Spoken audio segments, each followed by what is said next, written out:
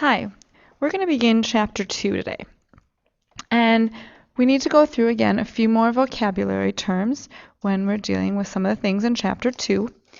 The first vocabulary term is what is a relation? And a relation in math. So a relation is a set of pairs of input and output values. Typically, we write a relation as a set of ordered pairs. So you could write your own set of ordered pairs. For example, again, set builder notation, there's this bracket.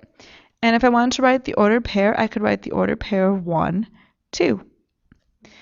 And then I could write another ordered pair 3, negative 7. And I could write another ordered pair 0, 0. And I could write a fourth ordered pair, again, it doesn't matter, it could be negative 2.5, comma 3. So ordered pairs, remember there's always an x value and a y value. Ordered pairs can be made up of whole numbers, they can be made up of integers, they can be made up of natural numbers, they can be made up of irrational numbers, they can be made up of this is rational numbers. So we're going to still use all the different types of number sets that we saw in Chapter 1, but now we're going to make a relation. So a relation is just an x and a y, input value, output value, and typically we write a relation as a set of ordered pairs.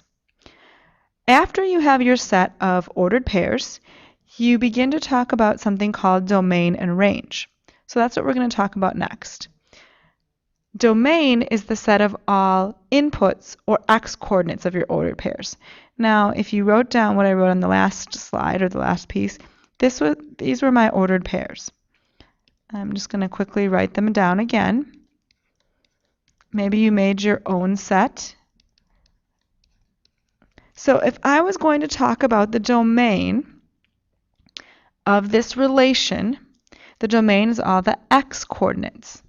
And the way I remember that is D comes before R, so X alphabetically has to come before Y. So the domain for this function, and again, typically when we write the domain, you only list the numbers once. So if there were any repeats, you only list them once, and you list them in numerical order. So the lowest number I have for my domain is negative 2.5.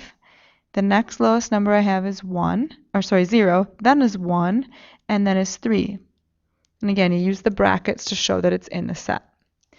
The range is a set of all output values, and those are your y coordinates. So if I go through and I look at my y coordinates, those are my ranges. And you use your set builder notation, and you look for the lowest y value. And the lowest y value we have is negative 7. Then my next lowest is 0. Then I have 2. And then I have 3. So it always goes from lowest to highest, and I close my set builder notation. Domain and range are really important, and they'll come back throughout the entire year. I actually sat in a calc class this week, and they were talking about domain and range in there as well. And what Mr. Bauer said is when he talks about the domain, besides saying the set of all input values, he likes to describe it as all of the possible x coordinates, because some are not going to be possible, as we'll see throughout the year. And your range is the set of all outputs or all of the possible y coordinates. So you have a relation. A relation is just a set of ordered pairs, inputs and outputs. And if you're talking about the inputs or the x values, we call that our domain. If you're talking about the outputs or our y values, we call that the range. So then what happens is you have relations that kind of have no particular order or reason to them. And as they start to get a reason or an order to them, we start to call them a function. So a function is a relation. So a function is a set of ordered pairs in which each element of the domain, so in which each x is paired with exactly one element in the range.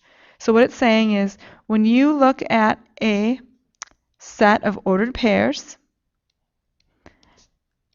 each x value, so if I make this a 2 and I make this a 3, each x value can have only one partner, exactly one element in the range. So that means this is a function. This is a function because they all have one partner. But if I wrote this, 1, 2, and then I wrote 1, 3, and I wrote 1, 4, it says the domain, so each of the x values paired with exactly 1. Well, this is paired with this one, so this is not a function. It has to have only one pair. Each x can only have one output. So that's what a function is. Now, all these vocab terms are important because as we walk through, like I said, the whole course, we're going to keep referring to functions and domain and ranges, and you'll see that happening year after year. When we talk about a function, we talk about it using the f of x. So again, you read this as the function notation as f of x, or a function of x. It does not mean that we are multiplying f and x together, which is a little bit different. It's, for example, when the value of x is 3, it looks like this, but it's read f of 3. Or you think of it as it represents the value of a function when or at x equals 3. Okay, so we're going to do just a few examples next so that hopefully you get kind of an idea of what we're talking about in terms of this function notation. Okay, so what do we mean by using function notation?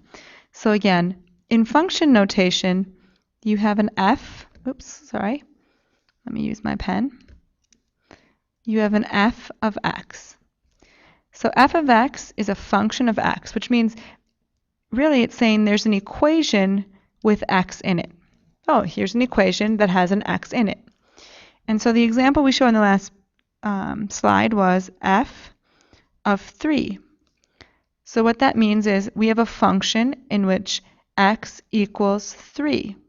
And so all that means that you do is you substitute in 3 in place of where you see x.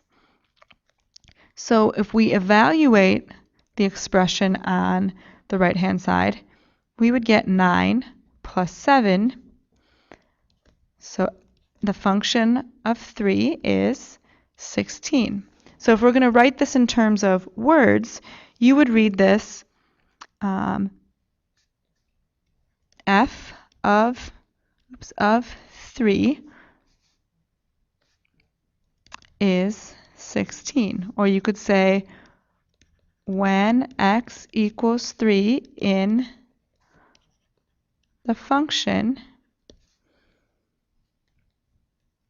the value is 16. So when you have a function notation, it's just saying we have an equation. Function kind of stands for an equation, and we are telling you what to substitute in for the x. Just a fancier way of stating it. Okay? Now, as you do your homework, you may want to, again, open up your textbook and read through this section. But again, function notation, just want to do it one more time.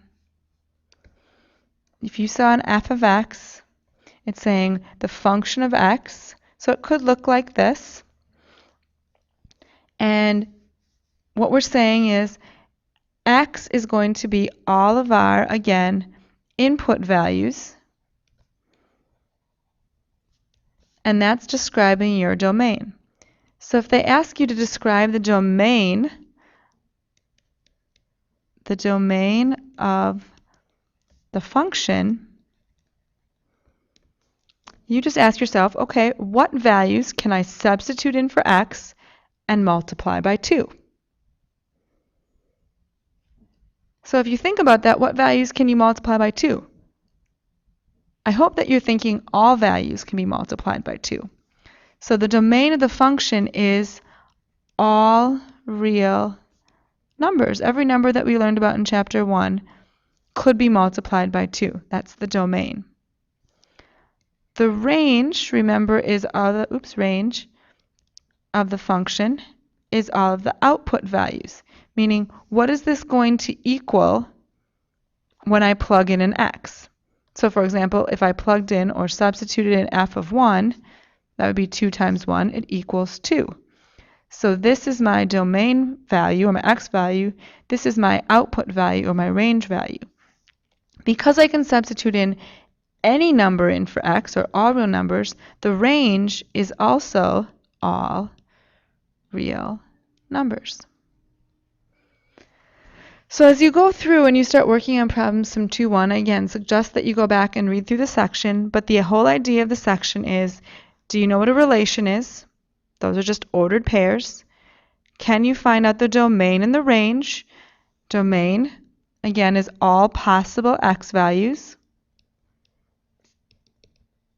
Can you figure out the range? All possible y values. And do you understand what a function is, where each x value has one y value? Okay, read through the section. Again, if you have any questions, please ask, but this is what we're going to be going over on Thursday as well.